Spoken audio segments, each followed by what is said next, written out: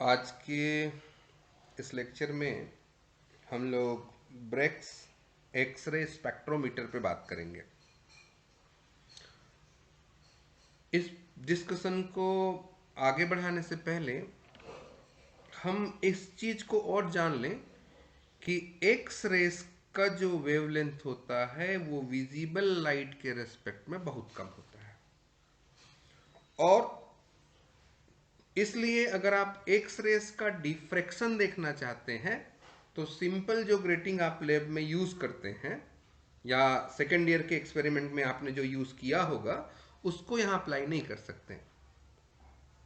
क्यों नहीं कर सकते हैं? तो वहां पे जो ग्रेटिंग इंटरवल आता है, ग्रेटिंग अंतराल आप लोग जो निकालते हैं, उसका जो ऑर्डर है वो 10⁴ एंगस्ट्रॉम के ऑर्डर का होता है, यानी कि विजिबल लाइट के ऑर्डर का होता है। तो एक्स किरण विवर्तन इन ग्रेटिंग से नहीं हो पाएगा। और जब नहीं हो पाएगा तो लावे ने ये बताया कि क्रिस्टलों में जो परमाणु हैं उनके बीच का जो अंतराल होता है वो 1 एंगस्ट्रॉम के कोटि का है। इसलिए एक्स रेस के अगर डिफ्रैक्शन को आप देखना चाहते हैं तो क्रिस्टल को एज अ ग्रेटिंग यूज कर सकते हैं। इस चीज को आप ध्यान में रखिए, तो आपके कई क्वेश्चन का सॉल्यूशन आपको इजीली मिल जाएगा। अब इसके बाद आगे चलते हैं तो स्पेक्ट्रोमीटर है, ब्रेक का स्पेक्ट्रोमीटर है, तो इसके कंस्ट्रक्शन के बारे में थोड़ा डिस्कशन आगे बढ़ाते हैं। ये आपका एपरेटस है। ये जो हिस्सा है, यहां एक लेजर ले लेता हूं, ये आपका एक्सरे ट्यूब है,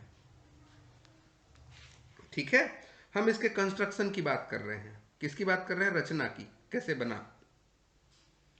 तो ब्रेक के एक्स किरण स्पेक्ट्रोमीटर को आप इस तरीके से ड्रॉ करेंगे। यहां ये जो एक्सरे ट्यूब है, यहां से ये एक्सरे निकलते हैं, इसको S1 और S2 स्लीट से आप लोग पास करवा देते हैं। पास करवाने से क्या होता है? एक एक्सरे बीम बन जाता है। यहां से जब यहां से जो एक्सरेज निकले, एक्सरे ट्यूब से जो एक्सरे निकलता है उसको आप लोग स्लीट S1 और S2 पे पास करवाते हैं, और जब इसको पास करवाएंगे तो एक्सरे बीम बन जाता है या एक्सरे बीम मिलता है। और ये एक्सरे बीम, ये आपका एक क्रिस्टल है जो एक ऐसे टेबल पे माउंटेड है, ऐसे टेबल के ऊपर रखा हुआ है जो घूम सकता है ऊर्ध्वाधर डायरेक्शन में, ऐसा रोटेटिंग चेयर टाइप का कह सकते हैं आप। तो जब वो घूमेगा तो इसके ऊपर, ठीक है, यहां इस घूमने वाले क्रिस्टल के ऊपर में आपका एक्सरे बीम यहां इंसिडेंट होगा, और इंसिडेंट होने के बाद में यहां से जो डिफ्रैक्टेड एक्सरे होते हैं उसको इस मूवेबल आयनाइजेशन चेंबर के थ्रू डिटेक्ट करेंगे आप। और ये जो आयनाइजेशन चेंबर होता है ये भी क्रिस्टल के रेस्पेक्ट में घूम सकता है, और यहां से जो विवर्तित किरणें होती हैं इसके अंदर जो गैस फील्ड होता है उसको आयनाइज कर देता है, आयनित कर देता है। और आयनित करने के बाद आयनाइजेशन हुआ तो यहाँ करंट फ्लो होता है, उसको हम लोग इस गैल्वेनोमीटर से डिटेक्ट कर लेते हैं, पता लगा लेते हैं। ठीक, यहां तक कोई डाउट नहीं होगा? यहां तक क्लियर हुआ कि इसकी रचना कैसे करें? अब यहां से आगे चलते हैं और हम लोग इसके कार्यविधि की बात करते हैं। ये मैंने नोट कर दिया है कि आपको क्या लिखना है और क्या है, ठीक। अब करें क्या, इसकी कार्यविधि क्या होगी?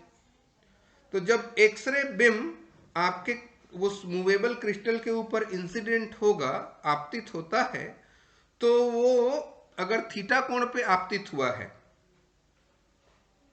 ठीक, तो थीटा कोण पे आपतन के बाद आपका जो वो आयनाइजेशन चेंबर है, आयनन कोष्ठ है, वो 2 थीटा एंगल पे घूम जाएगा और वहां से जो विवर्तित किरण है वो क्या करेगा, उस आयनाइजेशन चेंबर के अंदर एंटर कर जाएगा और वहां जो गैस फील्ड है उसको आयनाइज कर देगा और वहां से जो धारा उत्पन्न हो रही होगी उसकी तीव्रता को हम लोग गैल्वेनोमीटर में जो विक्षेप आएगा उससे मेजर कर लेंगे। ठीक है, तो एंगल की वैल्यू आपके पास मिला, किस एंगल के लिए, ये अल्पकोण थीटा के लिए। ठीक, और ब्रेक के अकॉर्डिंग आपने देखा था कि 2d sine theta equal to n lambda है। आप प्लीज ये लेजर के मूवमेंट पे ध्यान देंगे।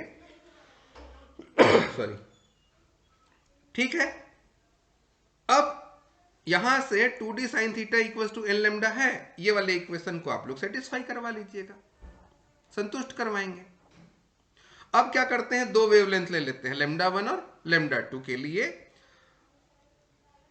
आई करंट आयनाइजेशन चेंबर में जो धारा आई है और जो पृष्ठ स्पर्शी कोण थीटा है, ग्लेंकिंग एंगल थीटा, इसके बारे में तो आप लोग पिछले लेक्चर में पढ़े थे कि सतह के साथ जो एंगल बनता है उसकी बात करते हैं।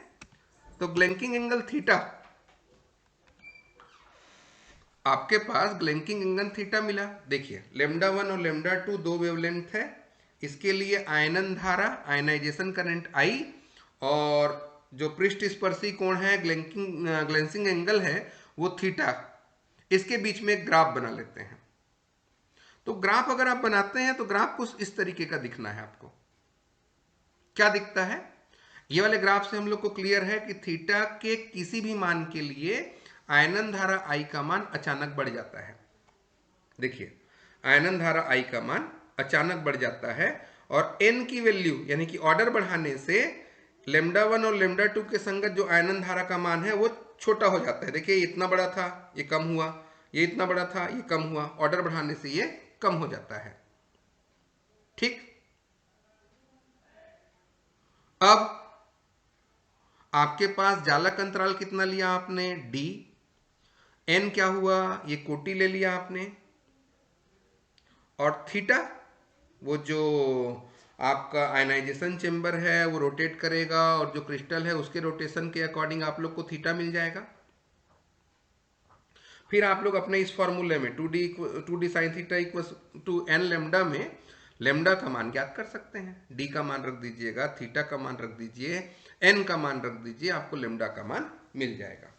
इस तरीके से आप लोग ये एक्स ब्रेक्स स्पेक्ट्रोमीटर या ब्रेक्स एक्सरे स्पेक्ट्रोमीटर को लिख सकते हैं। कैसे लिखेंगे, तो डायग्राम ड्रॉ करना है आपको, उसके कंस्ट्रक्शन को लिखना है, इंट्रोडक्शन वाला पार्ट लिखेंगे कि भाई हम लोग दृश्य प्रकाश की के लिए जो ग्रेटिंग यूज करते हैं, विजिबल लाइट वाला जो ग्रेटिंग एक्सपेरिमेंट हम लोग लैब में किए थे या सेकेंड ईयर में पढ़े थे, उसको इसमें क्यों यूज नहीं किए, तो बता दीजिएगा कि उसका ऑर्डर दृश्य प्रकाश के रेंज का होता है, जबकि हमको किसके रेंज का चाहिए, एक्सरे के रेंज का। और लावे ने बताया था कि जो क्रिस्टल के एटम मॉलिक्यूल्स होते हैं उनके बीच का सेपरेशन इसके ऑर्डर का होता है, तो क्रिस्टल को हम लोग एज अ ग्रेटिंग यूज कर रहे हैं।